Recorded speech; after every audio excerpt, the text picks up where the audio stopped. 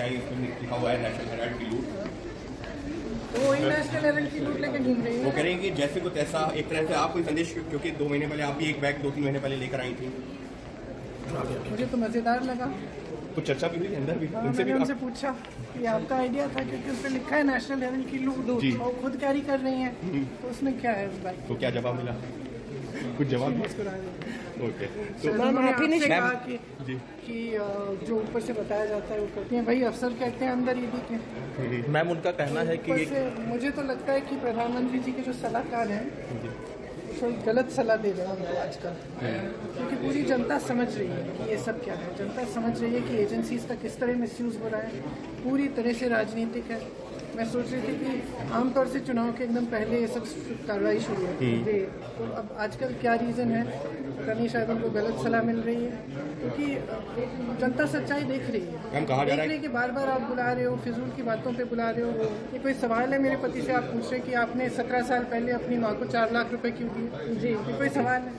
मतलब इस तरह के फिजूल के सवाल हैं। नेशनल हेराल्ड पे भी सब पब्लिक के सामने है। टाइमिंग आपको लगता जब है ये कहते हैं कि आपकी ये आपने इतनी हजारों करोड़ की प्रॉपर्टी आपने हड़पी है, तो मतलब क्या है?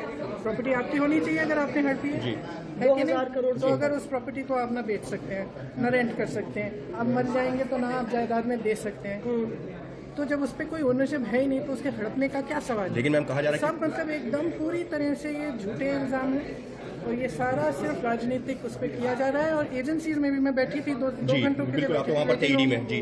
जो भी वेटिंग रूम में था मैं पूछ रही थी भी आप किस लिए आए हैं, आपको किस लिए बुलाया, और एक के बाद एक यही आंसर है, या तो एक्सटॉर्शन के लिए बुलाया या पॉलिटिकल केस है।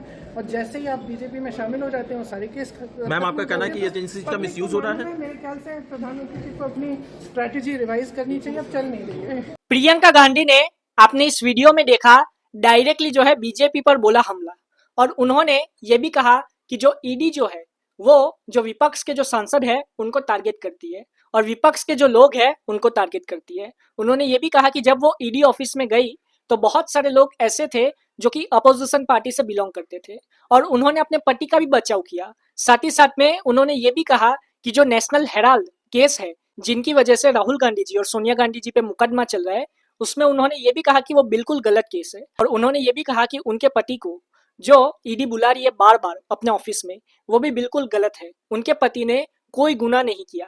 ये डायरेक्टली प्रियंका गांधी जी ने कहा। प्रियंका गांधी जी ने मोदी जी से ये भी कह दिया कि आपकी ये जो टेक्निक है वो पुरानी हो चुकी है, इसीलिए कोई नई टेक्निक लेके आए। आप अपनी राय कमेंट में जरूर बताएं। जय हिंद।